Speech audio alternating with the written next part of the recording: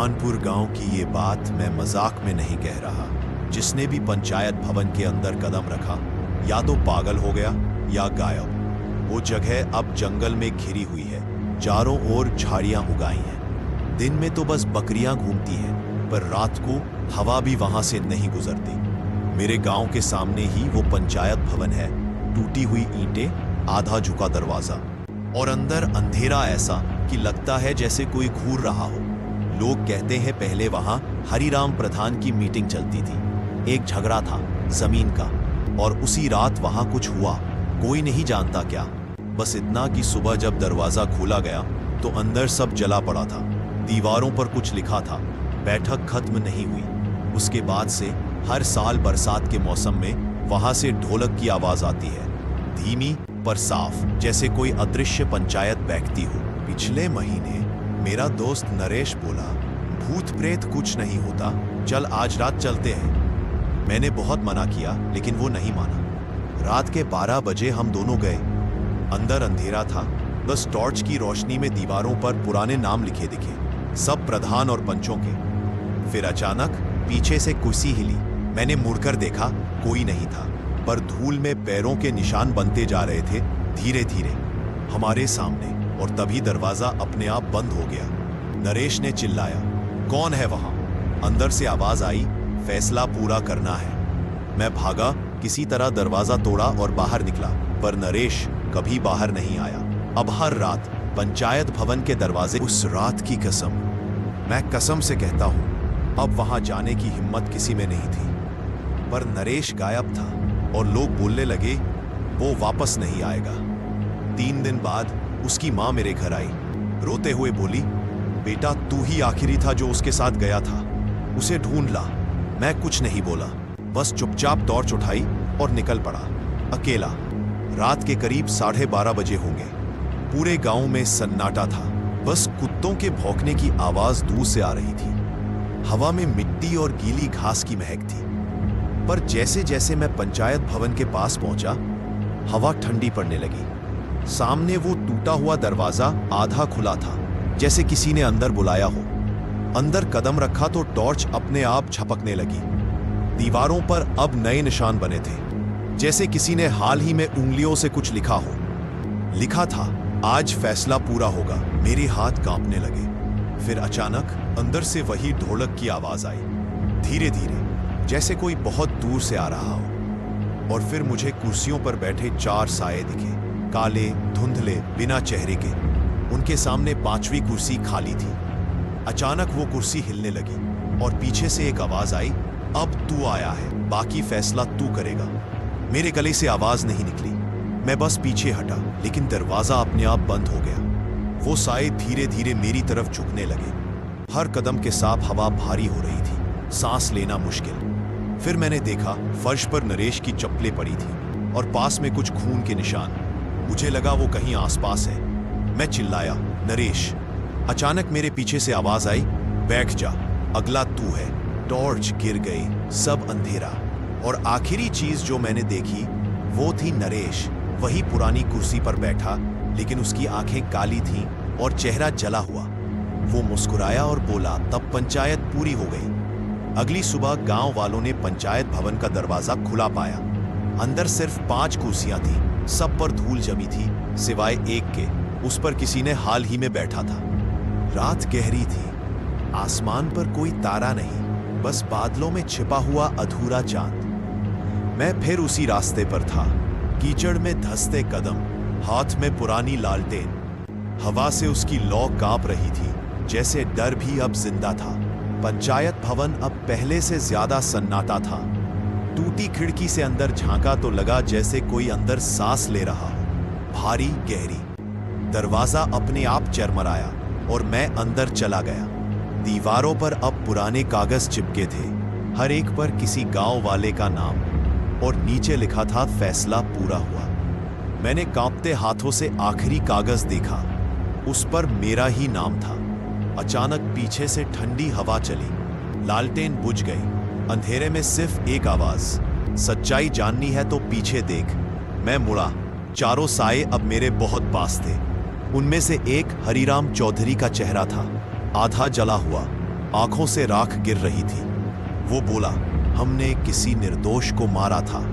पंचायत का झूठा फैसला। अब हर साल हम सच के लिए एक को बुलाते हैं। उसकी आवाज टूट रही थी, लेकिन पूरा कमरा ढोलक की गूंज से भर गया।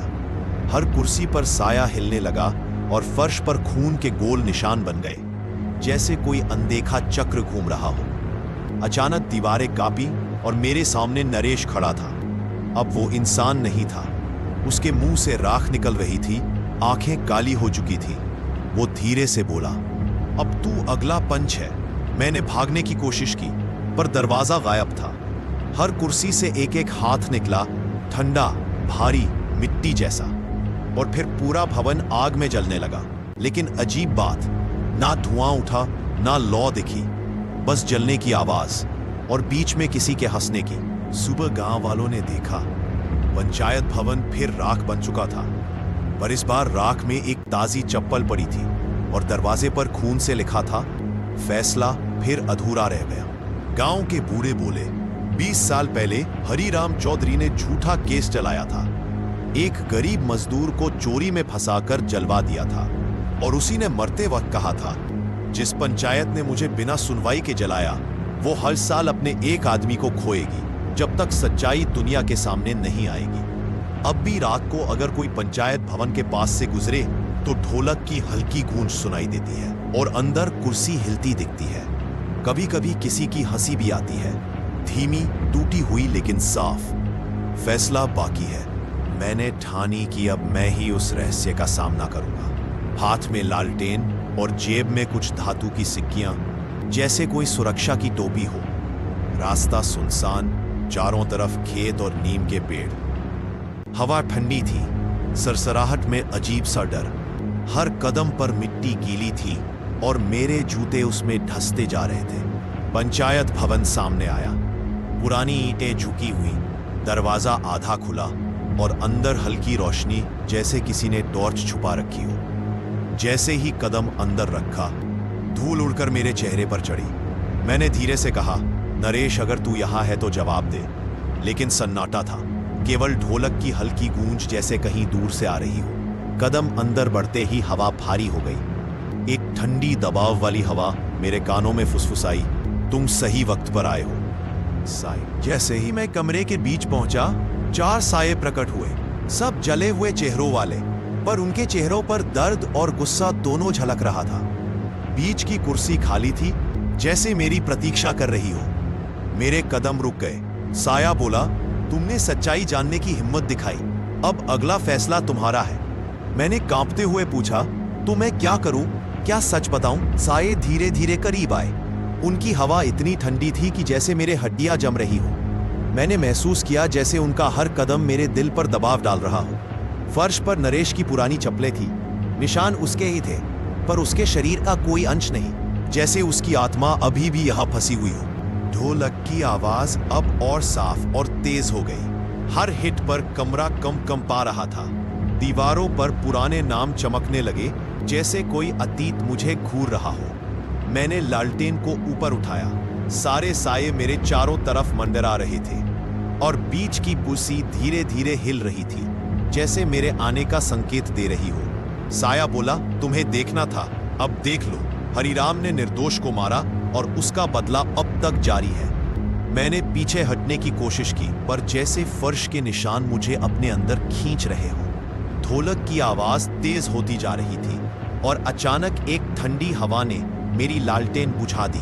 कमरा अंधेरे में डूब गया। सिर्फ मेरी धड़कनों की आवाज और सांसों की गूंज थी। अचानक अंधेरे में हल्की रोशनी चमकी। मैंने दीवार की तरफ देखा। पुराने नाम और नरेश की चप्पलें मेरे सामने थीं। मैंने उंगली से लिखा, हरिराम ने निर्दोष को जलाया था। जैसे ही शब्द खत्म हुए, पूरा कमरा हिलने लगा। साये धीरे धीरे गायब होने लगे। ढोलक की आवाज रुक गई। हवा सामान्य हो गई, लेकिन फर्श पर लालटेन जली हुई थी। उस पर मेरा नाम लिखा हुआ था। मैंने महसूस किया, श्राप अब आधा टूट चुका है, लेकिन चेतावनी भी थी। सत्य हमेशा सामने आना चाहिए। अगर झूठ बोले गए तो फिर वही साये लौटेंगे। सुबह गांव वाले आए।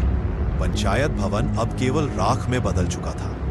बीच में लालटेन जली हुई थी। सारे गांव वालों ने देखा, डर और रहस्य अब भी हवा में मौजूद था।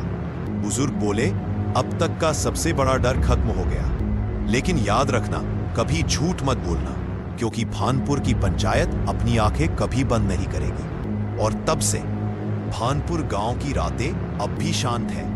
ढोलक की हल्की गूंज और कुर्सियों की हिलती आवाज अब केवल कहानियों में बची है। लेकिन जो वहां गया वो जानता है, फैसला अभी भी कहीं अधूरा है। पिछली रात से ही मेरा दिल थर थर कर रहा था। मैंने लालटेन हाथ में पकड़ रखी थी और गांव के बुजुर्ग मेरे पीछे थे। हवा इतनी ठंडी थी कि मेरे हाथ कांप रहे थे, लेकिन मैं पीछे नहीं हट सकता था। पंचायत भवन की ओर बढ़ते हुए मुझे हर कदम पर फर्श की धूल, पुराने ईंटों की खुशबू और नीम के पेड़ की सरसराहट महसूस हो रही थी, जैसे हर चीज मुझे सच के करीब खींच रही हो। जैसे ही मैं अंदर गया, अंधेरा इतना गहरा था कि लालटेन की रोशनी भी आधा कम लग रही थी। दीवारों पर पुराने नाम, जले हुए चेहरों वाले साए और बीच की कुर्सी अभी भी मेरी प्रतीक्षा कर रही थी।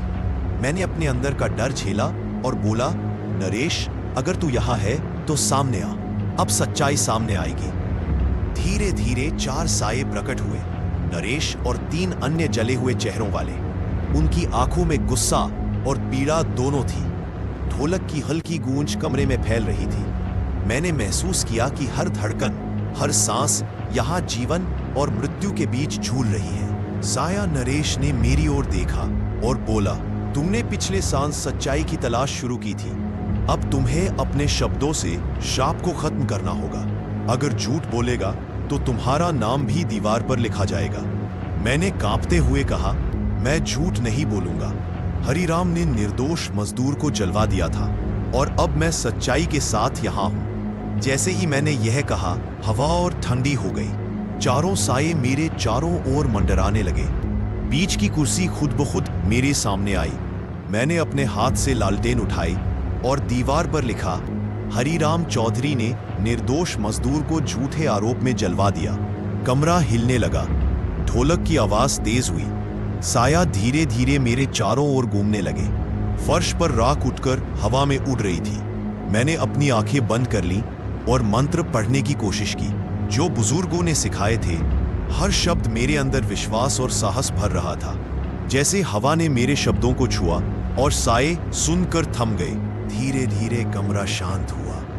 ढोलक की आवाज रुक गई। हवा सामान्य हो गई। मैंने आंखें खोली और देखा कि चारों साए धीरे धीरे गायब हो रहे थे। नरेश की आत्मा अब मुक्त लग रही थी। कमरा हल्का, शांत और अजीब सुकून देने वाला था। हम बाहर निकले। सुबह का सूरज नीम के पेड़ के ऊपर से झांक रहा था। गांव वाले बाहर आए और देखा कि पुरानी पंचायत भवन अब केवल 4 कुर्सियां और बीच में जली हुई लालटेन बची थी। सभी डर और थकान से राहत महसूस कर रहे थे। बुजुर्ग बोले, भानपुर का श्राप अब आधा खत्म हुआ, लेकिन याद रखना, सत्य हमेशा सामने आना चाहिए।